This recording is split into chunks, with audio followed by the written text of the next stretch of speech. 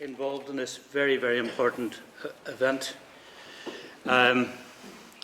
because it's not just a celebration of a celebration, because the result has been that we have established a peace process that took we've gone beyond a peace process. We're still in the implementation phase, but we have moved mightily.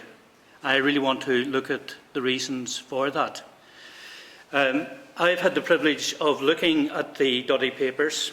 I can't say I've read them all.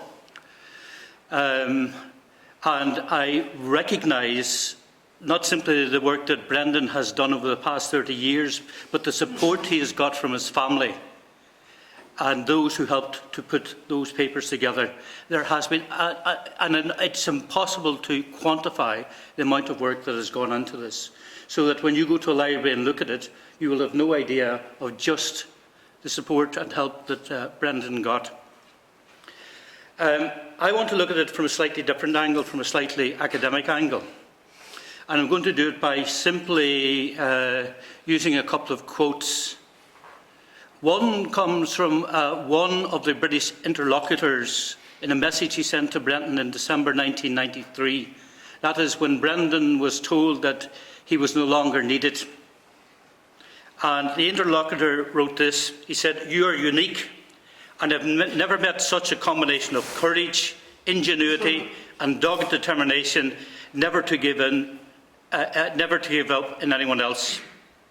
Ireland has been better served by you than by most of our leaders. You've made your own luck, but so far this has just fallen short. In fact, it didn't fall short because we had the agreement in '98 and we have the present political dispensation." And what I want to emphasise, because much of the academic literature on peace processes speaks about what is called the ripe moment, or the hurting stalemate, that there's a time when people realise that they have to come to some sort of settlement. They have to enter into negotiation. They have to accept compromise. And the notion of the hurting stalemate is when both sides realise that they're not strong enough to defeat each other, and both sides realise that they cannot be defeated, but that what will continue is more bloodshed with no political outcome. And so often, if you go through the history books, they will point to certain plateaus. They might point to the Anglo-Irish Agreement of 1985, and particularly the Agreement of 1998. What they miss has been the work that has been done below the surface. No sense in looking at the summits if you don't look at what goes on at the plateau. And it has been the dogged work of people, particularly like Brendan, from the 1970s, in three key phases: the early to mid-70s, the hunger strikes, 1980 and 81, and then from 1990 onwards. That dogged work ensured that the hurting stalemate would deliver negotiations which would lead to a peace agreement in 1998, which would lead then to 10 years of trying to get things together. But in explaining that, I think that there's two other quotes I want to give. One is from what I consider to be the most perceptive Secretary of State in Northern Ireland, and that was Peter Brooke. On one of the many occasions when talks broke down, Brooke made the point that we will be listening for rustlings in the undergrowth. That there are things that are going on that the public are not privy to. And it is that work which is really what peace processery is about. And it is about the determination to stick with it. And another quote I want to give doesn't come from a 20th or 21st century politician, but from a philosopher in the 17th century, at the height of the religious wars in Europe, when Francis Bacon says, "If we begin with certainty, we will end with doubt. But if we begin with doubts and bear them patiently, we may end in certainty." If we begin with certainties, we will end with doubt. But if we begin with doubts and bear them patiently, we may end with certainty. end uncertainty. And that, I think, is a good illustration of how the conflict moved in Northern Ireland. All sides began with absolute certainty. It was a culture based on grievance and a culture based on victimhood. We are right, you're wrong. And that certainty had to be challenged. We had the Sunningdale Agreement of 1974, which lasted no more than 5 months.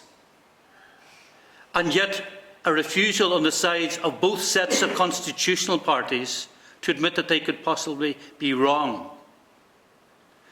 Doubt only begins to become part of the equation when people engage in dialogue. For the Republican movement, it seems to me that the most important phase begins after the hunger strikes, and particularly after the Enniskillen bomb in 1987.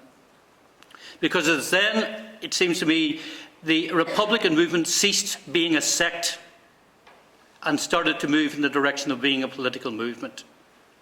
And when I say ceased being a sect, by that I mean that they talked among themselves and reinforced their moral certitude. And no one was there to challenge them, except for the likes of Brendan Duddy. There just wasn't any attempt at dialogue. And in that sense, back-channel contacts are not simply about acting as an intermediary. It's about shaping the communication. It's about beginning to get people to think that there may be other ways. And the fascinating thing about the papers is the input put in by Brendan and one or two other people, in which they tried to shape Republican thinking about a way forward, and equally the input that he put into it in dealing with his British interlocutors. And one of the things that comes out of the whole process is it's really about the human factor. It's about there's a huge amount of empathy, where someone like Michael Oatley begins to understand exactly where Brendan's coming from and vice versa. And they begin to speak a common language. And they begin to realise, let's move away from certainty and let's move towards the, let's realise that we're in a chaotic place and we have to move beyond that. And so you move then towards what you might call the right moment, where you realise you've got parties who are prepared to engage in serious dialogue, and where they're beginning to foresee some sort of solution. And my own experience in that really began in 1990, when I began to get engaged in a series of Track 2 negotiations. Now, Track 2 diplomacy is unofficial, informal diplomacy. It is a million miles removed from the work that Brendan Duddy was doing. Brendan was in the business of negotiation. He was in the business of taking enormous physical risks and showing an enormous amount of moral courage. We were simply in the business of facilitation. There is a great advantage in being an academic, in that you can be a useful idiot. No one takes academics seriously. We take ourselves very, very seriously. But politicians certainly don't take us seriously. And for that reason, we can be a useful channel to allow people to talk among themselves. And so we began by getting the constitutional parties to have meetings out of the country with a very formal agenda. We began, for example, by looking at how would Northern Ireland look in Europe after 1992. And I realised that the very first meeting we held, which was just three parties, the Democratic Unionists, the Ulster Unionists and the SDLP, I realised at that very first moment how important the informal process can be. Because at one stage, a senior member of one of the unionist parties, who's now in a very prominent position in Northern Ireland, asked for a flip chart. This was a time when Ulster says no, before they moved towards maybe. And this was the beginning of maybe. Because what he did was that he used this flip chart to show all the concessions which they had made to try and get the process going. And that would not have been visible to the naked eye. And so what he was demonstrating is that you have to move away from the official rhetoric, which is there to be delivered to your constituency, and begin to imagine what is doable. That's one, I think, of the outputs of Track 2. A second and very, very important one is that you are presenting a process when people begin to speak to each other rather than at each other.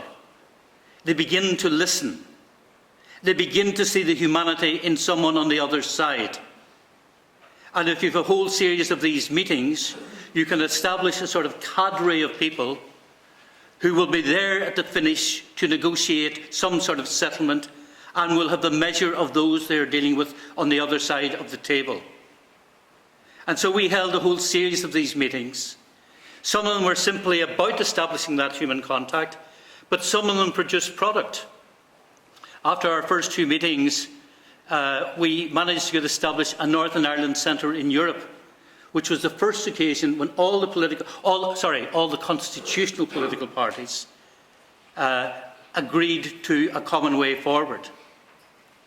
And as the process moved on, we were able to engage with more parties. We moved away from an agenda which appeared to be male only, and we were able to insist that parties had a reasonable gender balance in those who went along. We were then able to bring in the smaller loyalist parties and Sinn Féin, and parties like the Northern Ireland Women's Coalition. All of this only becomes possible because the process is moving forward. And at some stage, it was possible to bring Sinn Féin into it. But there was also definite product. I remember a meeting that we had in South Africa in 1994, where IDASA, a civic forum in South Africa, brought us to see every point of civil society and the political spectrum in South Africa. And we came away having learned 3 extremely valuable lessons. One was about a concept, and the concept was that of sufficient consensus. And sufficient consensus removes you from the notion of majoritarianism. Puts you in the position where you have to accept the opinion of the other. And that is built into the 1998 agreement. The second lesson we learned in South Africa was how important you can use technical committees to deal with highly political issues. And the classic example of that, seems to me, is the Patent Commission, with the incredible overhaul of the security apparatus in Northern Ireland. By taking it out of the hand of politicians and putting it in the hands of technocrats, they were able to move that highly emotive issue onwards. And the third was a lesson learned by one party, and that was a lesson learned by the Democratic Unionists. Because if you look at the agreement in 1998, Democratic Unionists did not sign up to it, and yet they took their place in government. And they did so because they had seen what had happened to the Conservative Party and the Inkatha Freedom Party in the South African process, who proved themselves to be totally impotent because they stayed outside the process. So those who were there from the DUP recognised that it's much better to be inside the tent than outside the tent. And they used the period after 1998 to try and shape the agreement to their liking. I'm saying all of this because I again go back to a peace agreement is not an agreement between leaders, not simply an agreement between leaders of different political parties. It is about dogged, persistent, consistent refusal to give up. It is about recognising that only by recognising our common humanity can we hope to move forward. It is about changing the nature of the political culture from grievance and victimhood to one of sharing. And none of that would have been possible had it not been for the work of Brendan from the 1970s onwards. Thank you.